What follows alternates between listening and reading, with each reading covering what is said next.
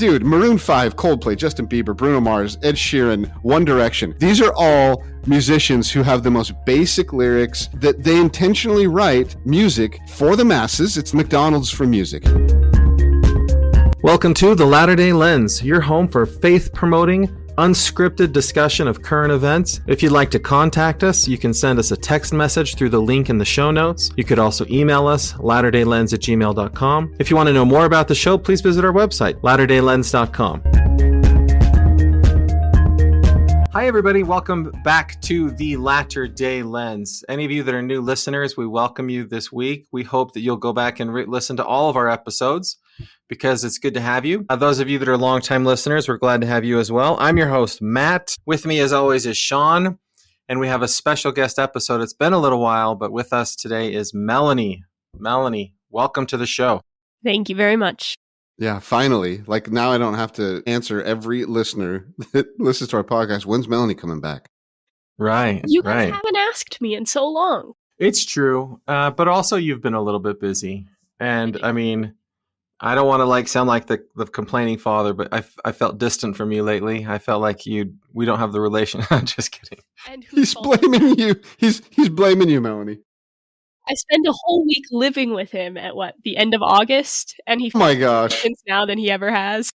Wow.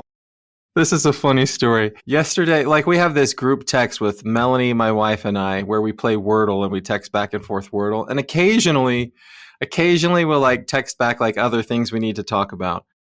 For some reason, the wires got crossed and Sandra started texting me stuff in this group chat. And so I was in the middle of doing job interviews with somebody and Melanie texted in this group chat something like, I think we need to get together in person. That's the best way to solve this. And I'm panicking. I'm like, oh no, what's going on in Melanie's life? And I'm like, oh, she's just messing with us because we don't know how to text in a group chat versus just texting each other.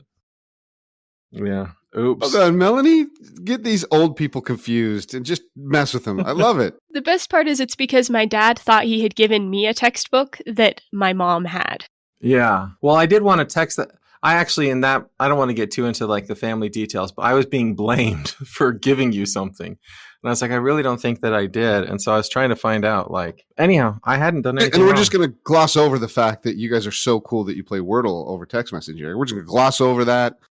Right? Do you guys do you not do that, cool? Shawn? Yeah, join us. Melanie and my wife love word games. It's fun. You should join us, Shawn. It'll be a lot of fun. Are you okay at I'll throw it out. Are you losing everything? Because my wife wins every game that she ever plays with everyone. Yeah, we'll do a group chat with all of us. You just have to know, Shawn, I cheat a little bit. Sometimes I'll just Google what's the Wordle for today. But if I do that, I do let everyone know I cheated today. You're an honest cheater. He used to have 2 accounts so that he could keep his standard or his distribution just so. Oh I know we're going to make me sound like a total nerd, but after you do Wordle, it shows you your whole history of how many guesses it took you to get the Wordle. And I wanted that to look like a normal distribution, like a bell curve. So I needed as many 1s as 6s and as many 2s as 5s. So for a while, I had multiple accounts that I could make my distribution look like a normal distribution. But now I just played honest. Now I just do it the right way. See, what you just described is the exact, when I knew you on the mission and you had these amazing tendencies that both confused us and we enjoyed. This is exactly the old man. What you just described, what you've become as an old man is exactly what we thought it would be. So well done. Thank you for becoming an old man version of cool, young missionary Matt. That's awesome. Well, speaking of psychoanalysis, one of our listeners wrote in, I'm not going to read the whole thing. One of our listeners wrote in and said, the story that you told last week, Shawn, about you had a teacher in high school that was anti-Mormon and then you defended the church and then you got an F on the paper for defending your beliefs. They were wondering, is that why Shawn hates educators so much? Was that the beginning of Shawn's antipathy for education and educators and all that stuff? I actually really loved that class and that teacher because in the end, she made me think. I actually appreciate that teacher over most teachers because my experience in education, Mr. Listener or Mrs. Listener, my actual experience in education is 99% of the teachers, not only do they not care, but they're not good at teaching. Mm. This one was at least good at it. She triggered me. She made me think. She made me go deep and write at that point in my life, I'd never written an essay. She triggered me so much and got me so passionate about something that I wrote something. I actually went deep and wrote something. So again, listener. No. Listener's wrong. If you try and understand Shawn, you will not. Yeah, I don't hate. I love educators. I love them who care. I love those who care and work hard at it. Like Matt, you care. You like triggering people to make them think deeply. I love that about you. Shawn, not too long ago, you went to Boston and told me how much you love Boston. And so when we were discussing the foundings of the nation in one of my classes recently, I just went off on Boston and told him how awful Boston is and all of this sort of stuff. But first I was like, is there anyone from Boston? And there was a student from Boston. But anyhow, by the end, the entire class hated me because the things but I was just trying to stimulate discussion, trying to present a counter narrative to get them thinking. I don't really hate Boston. To our listeners, just what Matt just admitted is kind of what you have to understand about Matt. He gets people thinking. Sometimes he doesn't believe what he's saying, but he's willing to go there in order to get people thinking. And you have to accept that and appreciate that because it really does cause for better thinking. Yes. I think the other beautiful thing about him is that in the moment, he manages to convince himself that he believes it. Wow. So you'll be fighting with him or discussing something with him, and he'll take this absurd stance, and he will be 100% convinced that it's what he believes. Wow. And then 24 hours later, he's like, no way. Actually, I don't believe that anymore. I thought I did, but no. That's how you come to your belief, right? Is you defend it. And in the end, when your defense, as it often is kind of pathetic. You're like, okay, then I convinced myself, right? I like that. In fact, I learned that from you in my life, and I've enjoyed that, to be able to take a stance, go deep, put yourself in the shoes of the other side. And in the end, you'll come out convincing yourself one way or the other. Yeah. I think that it's actually what you're describing, Shawn, is healthy for everybody to do. You should always sort of check no matter what you believe, no matter what you think, it's healthy from time to time to just sort of like check in with somebody who thinks differently to make sure that you're not caught up in like groupthink or something like that. Matt, there's this Gen X comedian the other day, and she went a little bit viral because she was talking about, she's like, okay, she set it up the joke like this. You won't believe this in the audience. She's like, look, there's this thing we used to do, we as Gen X. You won't believe this. Like, Melanie, you won't believe this thing we used to do with Gen X. Like, thinking about it now and talking about it, it's absolutely crazy. Like, it's so nuts. It's this thing called critical thinking. Like, we'd actually look at a topic and we'd actually look at both sides of it and then delve into those sides and eventually form an opinion. Like, we would actually do that, Melanie. But Shawn, that's so much work. Yeah. I'd rather just watch a TikTok and see how many booms it gets or how many, like, whatever the influencer tells me. I'll be like, now I want to try Twizzlers with cream in them because you gave it so many stars or whatever. Okay, we're going to move to our thought-provoking question, the first one. Valerie Kassler I think she's a political scientist, but she's a brilliant, faithful member of our church who's also a feminist. She fights hard for feminism. And so in an online journal she has called Square Two, I put a link to this book review.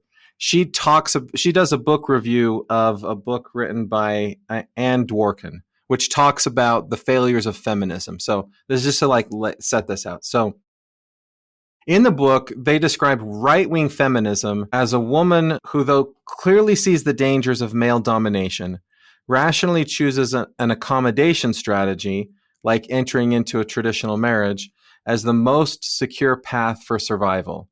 This strategy is preferred over mainstream left-wing feminism, which Dworkin criticizes for its hypocrisy and failure to offer a viable alternative. The left is seen merely as trading the status of women as private property for the status of public property, often prioritizing men's sexual demands, like in the sexual revolution and the gender wars, over true women's liberation.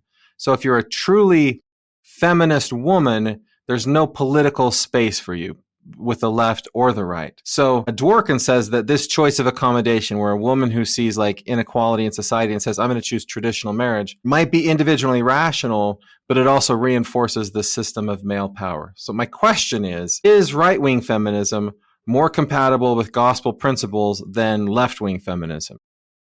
Melanie, did you do some prep for this question? Because obviously you're the most qualified and you'd have the most interesting answer. By the way, Matt, this is the exact kind of, like, in context of the last listener's comment to me, this is the exact kind of higher education output that I think is awesome. Okay. This is perfect. Like, this is well, we can go into it later. But anyway, Melanie, do you have something to say on this? I think it's a really hard question to answer because I think there are gospel principles and then there's church culture, right? And we can look at the family proclamation to the world. Sorry, I can pronounce my words. And which, by the way, turned 30 years old this week. Yeah, we got a devotional about it on Tuesday. Mm-hmm. Sorry to interrupt. And I think you look at the family proclamation to the world, and the ideal that it outlines is much more clearly in line with right-wing feminism, right? Mm-hmm.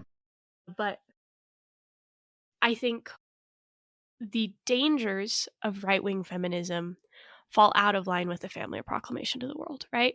Because in that document, we're taught that men and women should be equal partners in their relationship.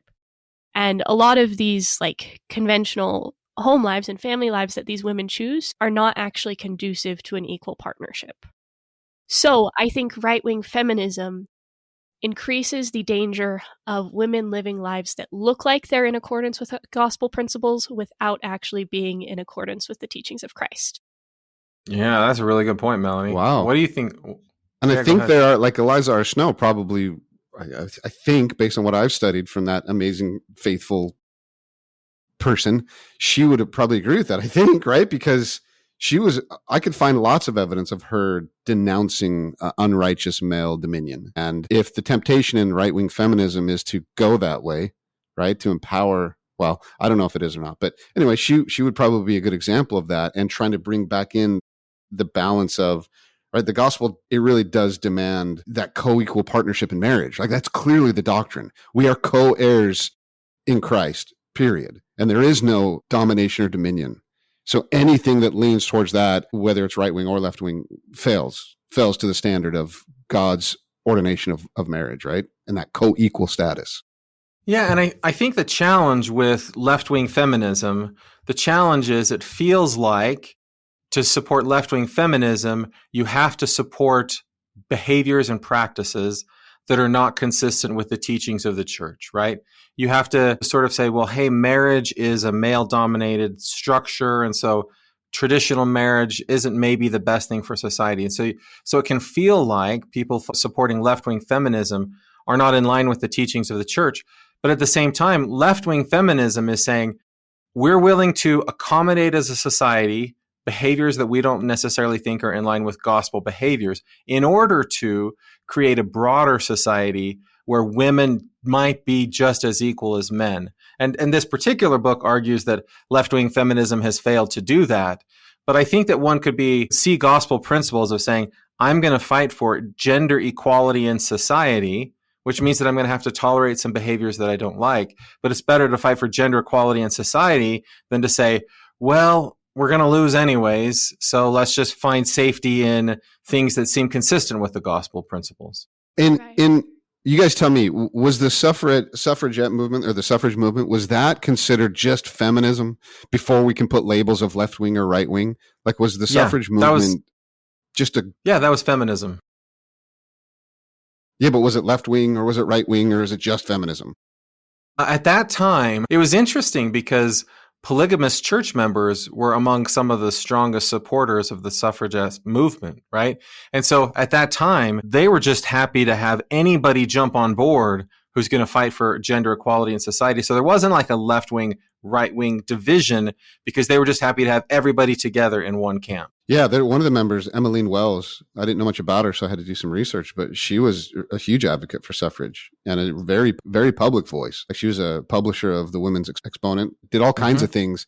But I don't think that's considered far left feminism, right? That's just feminism, right? That was right. So at that time, I think that the members of our church who were the earliest feminists in the United States and stood side to side with Susan B. Anthony and all of the other people we would think of as the founders of the feminism in the United States, they had different approaches to what they thought should happen, but they were fighting for the same cause, and so they joined together. And then what happened over time is there started to be splinters between kind of a left and a right in that movement because there were just differences of opinion about like what feminism should be trying to achieve versus what it should not be trying to achieve in society. But yeah, members of our church were the earliest feminists in the United States. Melanie, do you think this is probably a really dumb question and an attempt to do what Matt does sometimes, but if you could theoretically like remove the marriage commandment or standard from the gospel of Jesus Christ, Wow. could you, I know, impossible to do, but just if you remove that component and you looked at, let's say, an evangelical Protestant view of Christianity, which basically says marriage is not a central part of God's plan, but men and women have a call from God to turn to Christ and therefore can have salvation, right? Do you think that one of the feminisms, right or left wing, fits better in that scenario? Like in the absence of, in other words, the commandment or the doctrine of equal marriage, this is the one thing that gives us so much clarity. So do you think in the absence of that, one of the feminisms is closer to correctness? Honestly, I think that removing that would alienate the left-wing feminism even more. Because then it would make the issue of women not the topic of women not being able to hold the priesthood, I think, significantly more controversial. Good answer. Because if we weren't taught that we were supposed to be equal partners with men in marriage, then it would just be like, okay, these random people are authorized to hold God's power and exercise it, while we are not given that same authority. I think my takeaway from this broadly is the failure of both approaches. Shawn frequently says, reject the left, reject the right, find the middle. And I think the important thing for members of the church, if I were to say the Latter-day lens on this, what is it? I would say there are principles of truth in left-wing feminism. There are principles of truth in right-wing feminism. We can see in the last 50 years that neither approach is winning. So why don't we take the good principles from both sides and find a way to merge that together to try to solve gender inequality in society in a way that's consistent with all of our gospel principles? I really want to chime in and say, I feel like the biggest gospel principle that motivates feminism is that of agency. I think women just want to be able to choose and exercise their power to choose to the same degree that men can. And whether they make the decision to be a stay-at-home wife and mother because that's where they feel the most fulfilled, or whether they want to pursue a career and have maybe slightly more secular aspirations, they should be allowed to make that decision for themselves and not feel trapped in either path. The challenge, I agree with you 100%, by the way. The challenge is all of the cultural sexism that's just sort of built into society. Like, I'm on this committee, BYU Idaho's trying to create better measures of teacher performance and teacher evaluation. And so there's a team that spent more than 2 years trying to develop some good measures. And I'm at the end of that, just sort of like looking to see like, how are these good measures or are they not good measures? And the very first thing I looked at is there gender bias in this? And yeah, there's gender bias. And then the question is, well, then how do you develop a measure without gender bias if you're trying so hard for 2 years to develop good questions that when students answer them, it's reflecting what you want it to reflect? But even in that, there's gender bias. It's like, it's really hard to figure out the way as a society, since it's so baked into everything we do. Like, I agree with you, Melanie, about agency, but there have to be some other sort of changes along with that where people are sort of taught that like, these things are sexist and you have to like change the way you think about that. Yeah, I agree. Okay, well, I'll give you guys both the points because our points are worthless. Other than the next question, the other questions actually kind of fall along the line of feminism. So I'm sure we'll come back to That's this true. topic. Yeah, we'll come back to it. Yeah. Okay. Except for the eminent domain question. Shawn, no foreshadowing. I told you. No. We've got to be surprised. Sorry. Dang it. Okay, so the Utah Department of Transportation is using eminent domain to acquire 5 residential buildings in Provo. 4 condos. They want to add double tracks for the FrontRunner project. So for listeners who don't know, in Utah, FrontRunner is this public transportation train that goes from Provo to Ogden. And I think BYU students get to use it for free. Yeah. But they're expanding it. They're growing it. But in order to grow it, they need more space for their tracks. And look, there's these condos that are right here. We're going to take those away. And we're going to tear them down and build tracks there instead. And so the question I have is it morally right for the government to force people to sell their property in order to expand public transportation. Because I know, Shawn, the one gospel principle of government is private property. So What do you mean the What one do you- gospel? well, the one gospel principle that whenever I bring up communism, you're like, the scriptures say private property or something like that. So It's Can funny the how government- it's funny how you can quote verbatim some random scripture about some dude that you've never heard of. But D&C 134 too, some random weird scripture that may or may not have meaning, even though it explicitly says that God has ordained government to uphold the right of individuals to own and control property. yeah, And that's and what is I want defe- to know. And it is defensible, like you are allowed to defend your property. Yeah. So then this is wrong. Is that what you're telling me? That's think- why I ask you this question. I think the Latter-day Lens perspective would say that eminent domain is definitely not ideal. It does violate Mhm. many principles, but can maybe be morally defensible in a few situations. I think. Like expanding tracks, perhaps? I mean, the judgment. Two tracks? I mean, I guess the I don't judgment. know.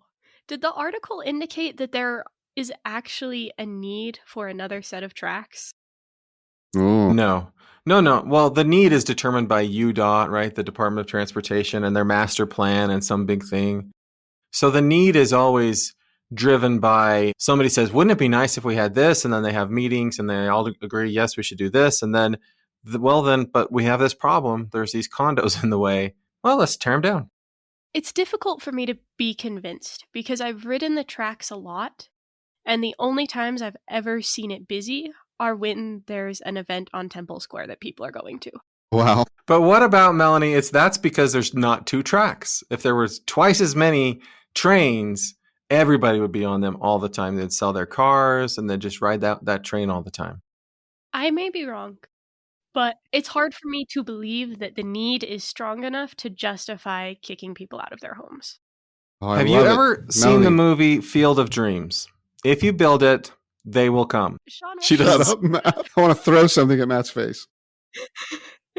Matt, So you guys- go ahead and I don't know where you stand on this, but I go ahead and cannot defend defend it. Defend eminent domain. It's morally wrong. It's never okay. It's Nice. Oh, I didn't think you'd say it's that. horrible. Yeah, I can't. I think all the time, maybe I can defend this. I never can find a way to defend it. Wow. Whoever purchases a property, purchase it with, like, they should have some reasonable expectation that they can hold the property, keep the property, do what they want with the property. If somebody says, wow, they're building tracks, UTA tracks right there, close to my apartment complex, this is going to be so great because I'm going to be able to rent it to people who want to ride the train, and it'll be so convenient. To have the government come in like 5, 10, 15 years later and say, turns out you're too close to the tracks. Wow. Goodbye, that investment, because I can't replace that with some other thing that's going to be, like, I can think of no situations where eminent domain is a good thing. And Negative- so I negative- can't. Force me to pull a Matt and try and play the other side. No, I don't. I think we can I can all see- agree that it's bad. I think it is bad. I mean, the only maybe make a case for another side. Go In a ahead. Please tell me it's situation- the Keystone Pipeline.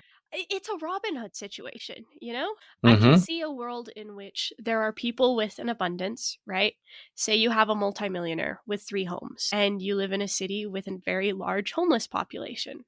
Then you say, hey, maybe we, or even not like a standard homeless population, but people who've been dehomed by a catastrophe. Then you say, these people who through no fault of their own are without a home, we are going to temporarily house in one of these multimillionaires' 3 homes. Or like they did in California that made people so mad, put them in a nice hotel.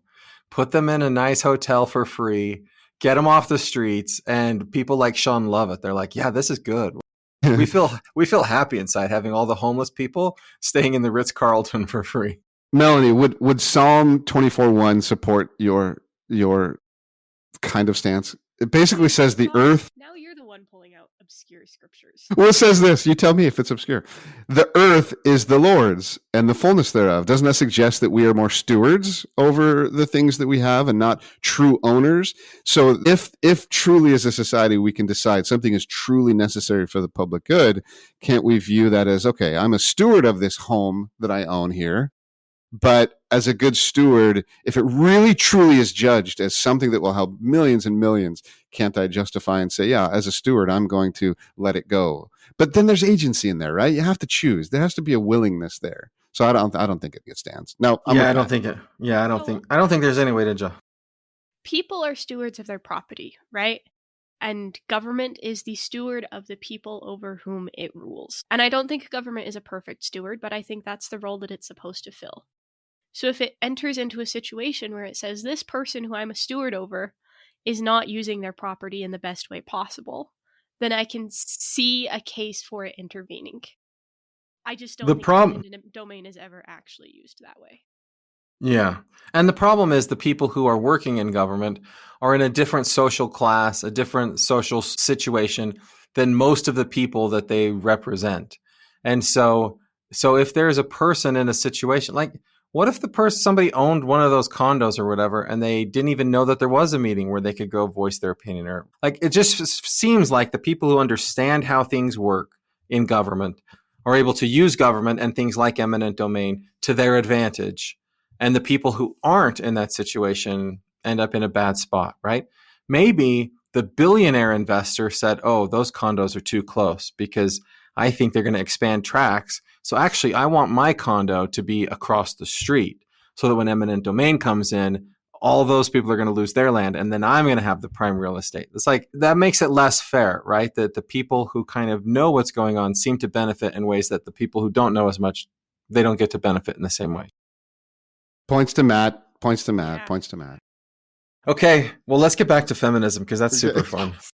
We have a woman hosting with us, so we can like talk feminism, and if we need to, we can say sexist things, and she can correct us, and we don't sound so bad because we take the correction the way it's meant to be. Yeah, I definitely correct sexist comments made around me. Good. I know you don't. Good, that's Melanie. the problem. Good. She doesn't do it, Shawn. Why not? She's a right-wing accommodating woman who just like inside she just feels pain and anger and rage. And I'm like, fight back. Well, literary critic Stephanie Burt, she's fighting back. Him. Good for him. Good for Stephanie Burt is not a him. Good for them. I don't know. I am 100% sure Shawn does not know this, but Taylor Swift has an album coming out. What is it? October 3rd? I think so. Yeah. She announced it, and when she announced it, I was so excited because I didn't love her Dead Poet Society album. Melanie, I know, liked her Dead Poet Society. I'm saying the wrong name. Tortured Poets Department. Yeah, but the way Taylor Swift describes her new album, Life of a Showgirl, or something like that, I was like, I've got to get this album when it comes. So there's a lot of excitement in my heart that Taylor Swift has a new album coming out. So this is why Stephanie. As you're saying these words, the only thing that flashes in my mind is when we got home from our missions, went to the Glenwood in Provo, and the first thing I see on our wall the next day after we move in is a poster of Britney Spears on the wall. It's not at all the same as Britney Spears. Okay. Was it Britney fan? I don't know what he was doing with that Britney Spears poster. I think he was just trying to be funny. I was triggering people. Yeah. That was a time when a Britney Spears poster sent a certain message that I wanted to. Everyone who came into our apartment, I wanted them to see like Jesus and a Ukrainian flag, and then Britney Spears and be like, "What's happening in this place?" Yeah, I got mad. He triggered me. He did it just for me. Okay, sorry. Go on. Sorry, Shawn. Well, so anyhow, this is in the New York Times. So this literary critic argues that Taylor Swift is a brilliant and intricate songwriter whose lyrical genius is often overlooked due to sexist expectations that favor the image of the solitary male genius. Because Swift's art is accessible, collaborative, and draws on her experience as a woman, it is unfairly dismissed by critics who demand a tortured, difficult break from tradition. Now, beyond this album, Taylor Swift is a very polarizing figure. And my question is it people who dislike Taylor Swift, is it her or her music, or is it really just they're sexist and they're just manifesting their sexism in their disdain for Taylor Swift? Why? This is what Stephanie Burt is like. If you don't like Taylor Swift, you're sexist. So what a stupid premise. I mean, it's a fun discussion. It's a really fun discussion, but it's the stupidest premise I've ever heard. Can I reverse the premise with my own theory that's not backed by any research? Sure. Yeah. So I feel like from my personal experience, women who do not like Taylor Swift have some hefty internalized misogyny. that they haven't recognized that Wow. they need to work through. Men who don't like Taylor Swift, a lot of them it's just because they don't understand the female experience. And a lot of them it's because they're sexist. I feel like men who respect Taylor Swift but don't listen to her music are fine. Men who don't respect Taylor Swift are sexist. Now These are hold my on. takes. These are good hot takes, Melanie. We got to pick one of those or the other to discuss, because either we're sexist because we don't like her, or we don't understand the female experience. And both of those are very interesting. Which one do we take? Sexist. We're going to go sexist. Because, well, wait, first, Shawn, do you agree with me that Taylor Swift is broadly polarizing? Like, people either love her or hate her, that there's very few people that are like, I have no opinion about Taylor Swift. I don't really know that. I'd say that the $1.6 billion net worth would argue against what you just said. I'd say she's tremendously popular. Who cares about the few people that hate her? She's she's one of the greatest success stories in American history as a musician. So I'm going to say I don't think there's any argument to say that sexism is affecting Taylor Swift. That's ridiculous. Well, I'm not going to say it's a few people, right? So, because like Donald Trump on Truth Social will regularly say things like she's got no talent, she's lame. He's the worst example. That guy's a nut job. But he doesn't say that about people that like, he is always trying to express opinions he thinks are popular opinions or widely held views. I think that there is a large group, and I'm not saying that they're Republican or Trump supporters. I'm saying there's a large group of people out there that it seems to me hate Taylor Swift. Okay, I think yes, it's polarizing, but by so no means not sexism. I don't think so. I mean, I can only anecdotally speak from my own perspective, but societally, I mean, look at the big picture. Look at her net worth and her success. You cannot say that sexism has at all affected her life in a negative way, because she's a huge success. You can't say that the patriarchy has held her down. No, but I can say that the people who say that they hate. Now, again, for our listeners, Shawn has been very clear that he doesn't like Taylor Swift, and I'm not trying to imply that Shawn is sexist. The reason Shawn doesn't like Taylor Swift is because he's sexist, because Shawn is so into music in a way that I don't know anybody that's as into music as Shawn is. So Shawn's critique of Taylor Swift and her music, I don't believe is sexist at all. So I didn't choose Taylor Swift as this roundabout way to say Shawn hates Taylor Swift, therefore he's sexist. But I do think that right. So I want to just make it clear. I'm not trying to make that point in a roundabout way, but I do feel like that there is a lot of sexism in people that say they hate Taylor Swift. Well, let me suggest this. And again, how can we speak for other people other than anecdotally for ourselves? I actually, and this may surprise you, Matt, as a celebrity and as, I guess, a powerful female, I actually really love Taylor Swift. Love her. You're as envious a of celebrity. her. Not envious. I love her. I think she's incredible with what she's done with career and life. But as a musician, she's an absolute sellout. Her music is completely basic. And guess what? I have the same exact criticism for more men, by the way, than Bruce I would Springsteen. You say that female. about Bruce Springsteen, right? Dude, Maroon 5, Coldplay, Justin Bieber, Bruno Mars, Ed Sheeran, One Direction. These are all musicians who have the most basic lyrics, that they intentionally write music for the masses. It's McDonald's for music. It really is. It's music for the masses. It's and she does the same thing. It's interesting to me that you put Ed Sheeran and One Direction in that same list, right? Why? They make the same kind of music. It's pop music. Well, One Direction doesn't write any of their music, right? But Ed Sheeran writes all of his own music. The topics and the themes, they're the same. It's pop music for the masses. They both sit in a room and go, how do we sell the most records or the most songs? And they write music for what will sell. That's what Taylor Swift does. To me, I don't blame them for doing that. Men or female. Good for you. Go make your money. Don't call it musical art. But so I think it's because you don't love pop music, really, right, Shawn? Well, I think by definition, there's very few artists who are able to do pop music, which by definition is music for the masses, it's the McDonald's of music. How do we make food that is cheap and so addictive that everyone will eat it? And that's the music they're making. That's pop music by definition. You think of pop music the way I think of most Americans in the United States. I'm sort of seeing this connection. I love pop music so much. I could listen to the same bubblegum pop music over. You would call it junk food music. That's all. This is why I'm excited about her new album, because she said it's all anthems. I'm like, yes, Taylor Swift anthems. get me up in the morning, everything I got to do. Let me just listen to that. And Ed Sheeran, same kind. Like the things that you're saying you hate about them, I'm like, that's all music should be. Music should not be anything other than Taylor Swift anthems. And that's why I don't like her Dead Poet Society album. You also like McDonald's.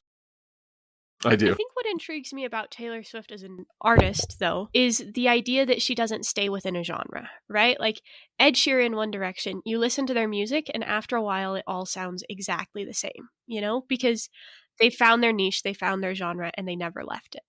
But Taylor Swift, while what she releases may not be the most musically complex, she hops from genre to genre, right? So it's like one album she's Wendy's, the next album she's Costa Vida, the next album she's Popeyes, And so And she writes her own music, right? She's not using other people to write her music. Thank you, Melanie, for continuing on the fast food theme. That was so kind of you.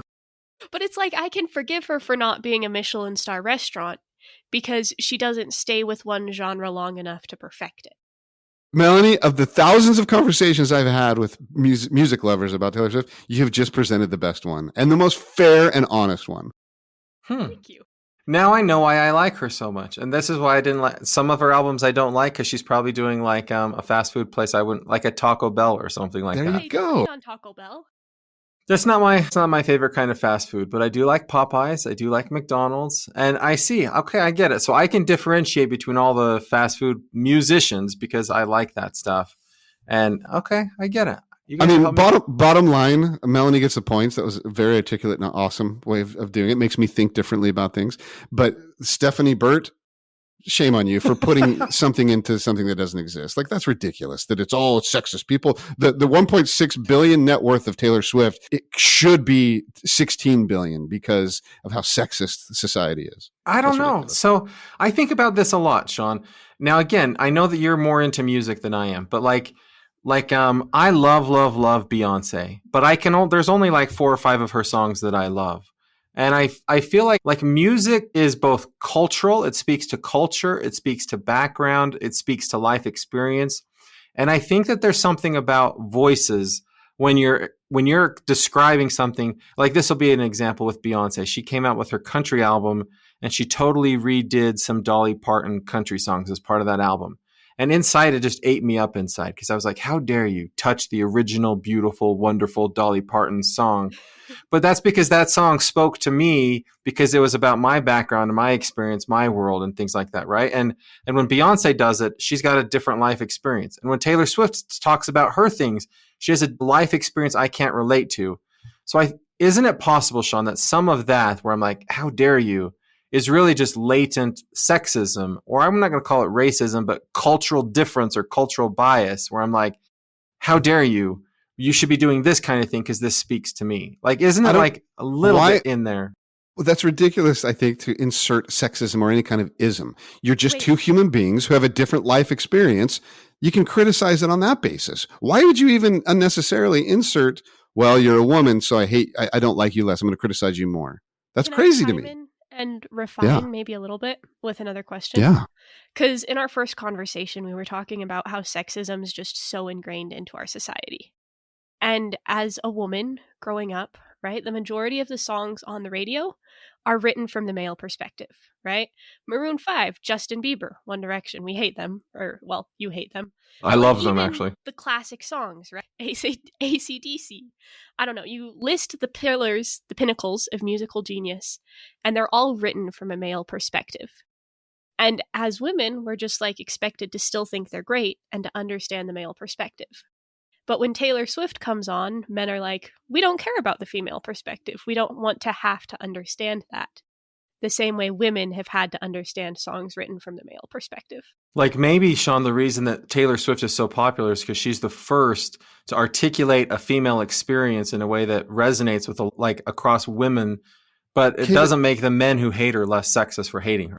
Yeah, but here's what drives me crazy is then give her credit again for recognizing what McDonald's recognized, which is what do the masses want? Let me speak in a language and in a way that the masses want, blah, blah, blah. But don't call it art because, so for example, it drives me crazy that Taylor Swift gets all this praise and she's so amazing. But have any of you heard of the band Automatic? No. 3 incredible females who write the greatest music of all time, but no one's heard of them because they're not willing to make a Big Mac. They're not willing to make a sugar-filled, fake, non-food food product that the masses will enjoy because it's cheap. No one hears of Automatic. You've been like, Melanie, I'm your typical man's man. Like I'm a man. I like masculine things. I like masculine interior design and visuals and aesthetics. I like topics. I like sports, all that stuff. Yet, and I am a music lover. Yet, I think 80% of the music that I discover and love are female. Because I don't know why. I think they're just more talented. Automatic, the band Automatic, please everyone go listen to the band Automatic and Magdalena Bay and Agar. Go listen to these bands. These are all females and they just make better music. I don't know why. So how can the sexism, I don't understand how people consider sexism in music like that. I don't think you're sexist, Shawn. That's what I was trying to make that clear. I don't think you are sexist, right? I don't think you're sexist either. Thank you. Yeah. Okay, well then we're going to give Shawn the points because as a non-sexist man, he told us why he hates Taylor Swift. And he provided nuance that Stephanie Burt seemed to lack in her article. Okay, I am so excited for this question, this big question this week. Oh my goodness. Well, I told my wife last night, because I sent this over late, I told her, I'm like, we're going to talk about this. And she's like, what are you, stupid? I'm like, no, I'm not stupid. This is a great question. It's a good question, but I think it's an easy answer. Okay, good. I can't wait to find out. Yeah, maybe so, you usually bring in good nuance, so we'll see. Yeah. Yeah. Okay, so Gallup has been keeping track of questions about whether certain behaviors are morally right or wrong. And about a month ago, they published all of these things of, is this morally right or morally wrong? But then they also released what people's response to those questions was 20 years ago in 2001. Okay, so the most significant proportional shift is the acceptance of gay or lesbian relations, which in 2001, 40% said that that's okay morally. And in 2025, 64% of Americans say that's morally okay to do. Divorce, 75% of Americans say that's morally okay. Sex between unmarried people is 68% say sex between unmarried people is okay. And those have also risen since 2001. But the one that has risen the most proportionally in that time is acceptance of polygamy. In 2001, only 7% of Americans said polygamy is okay. And now 21% of Americans say polygamy is okay.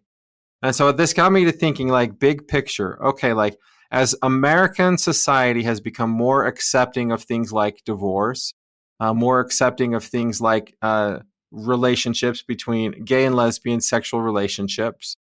There's been this pressure put on the church to be you need to change the way you talk about same-sex attraction, divorce, those kinds of things.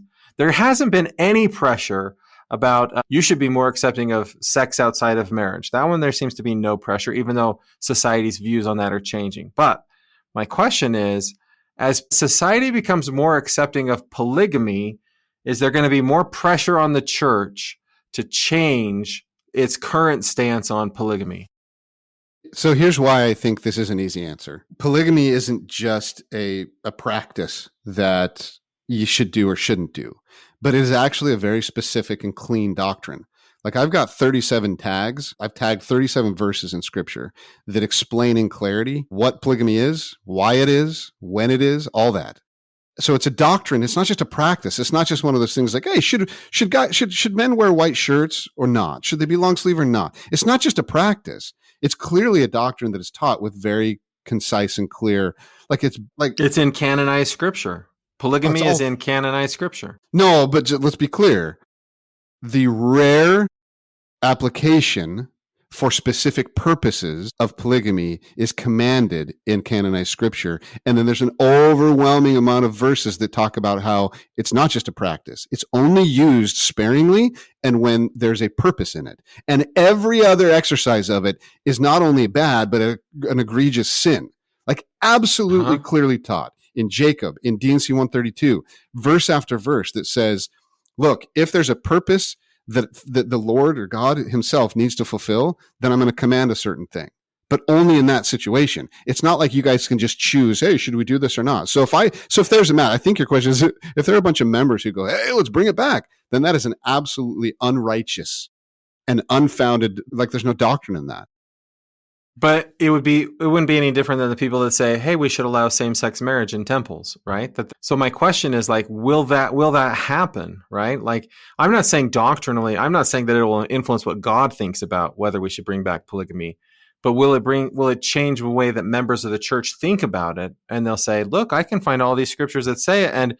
And what you said, Shawn, sounds like policy a little bit, right? When God commands polygamy, then you have to practice polygamy if it's in that commanded situation. So then maybe members of the church will be like, well, it looks to us like this is one of those times again, and maybe we need to do it again.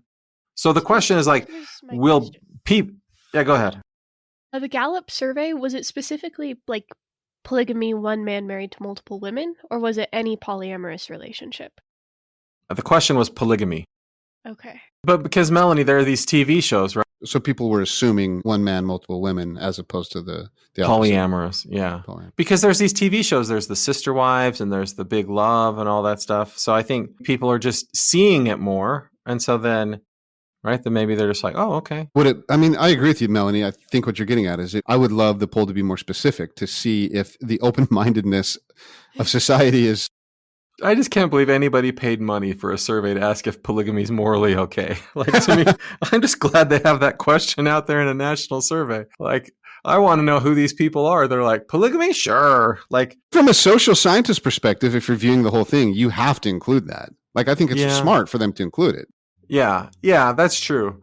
But yeah, it does make me want to figure out, like, who are these people that think polygamy is okay? Are they part of the group that say sex outside of marriage is wrong? Because... Yes, right. Sure there's going to be so. No. I'm sure.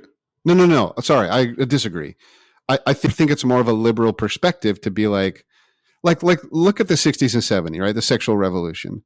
Mm-hmm. The idea that let's just rebel against standard marriage, like traditional marriage, and sexual behaviors. Clearly, polygamy doesn't fit in that very well. Sure it does, doesn't it? Let's have one, like a Charles Manson kind of a harem sort of a thing. They're like, yeah, that's morally good. Don't you think that's exactly the kind of person that thinks that? If they think, okay, let's rebel against one man, one woman, because that's a Christian value or that's a societal construct that is not good for whatever reason. Yeah, those are the types of people who are going to go either no marriage or sex outside of marriage or one man, three women, do whatever you want. Don't you think it's the same brain, the same thought process? Well, my hope is, my secret thought is that, like, the FLDS church is gaining members across the world. And so there's just more and more people who are like, of course this is okay. God's commanded this. Or maybe Muslims, right? Muslims can have polygamous relationships. So it's like, maybe it's that sort of thing. But Melanie, what's your take? Imagine a liberal woman wanting polygamy brought back as it was practiced in the past. But I really think just like bringing polygamy back is a foreign idea to me altogether. So I have no clue who would be okay with it or want it. I want to be clear. I'm not advocating for them bringing back polygamy. My only question is, like, that it seems like there are some things that society says is morally okay, but we as a church say, well, that's never going to change, like sex outside of marriage.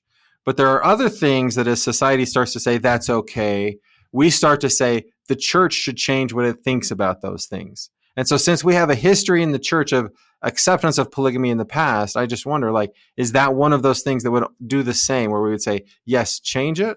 Your question is, will members of the church gather and go, you know what, we had polygamy once, so it must be a righteous thing. And if it's becoming more popular and accepted in its culture, then maybe we need to fight to have it back. That's what you're wondering? That's right. I mean, I think the people that will do that have big, deep problems, right? You have to understand that it's a doctrine. If the Lord commands it, you have to sacrifice and do it, I guess. If he doesn't command it, it's an egregious sin, as plainly stated in Scripture. And what do you say? You can't, like, anyone who... Go ahead, Melanie. I've met, I think, at least 2 people in my generation who have thought about the idea of polygamy coming back. Knock it off. What? I had a companion on the mission where it's like every one of her companionships, she'd ask, if polygamy was brought back, would you practice it? And why? I don't know. But there was also a guy in one of my YSA wards who I heard from the grapevine fully believes that as part of the restoration of all things, there will be a restoration of polygamy. He's done nothing? What are you talking about? That's crazy.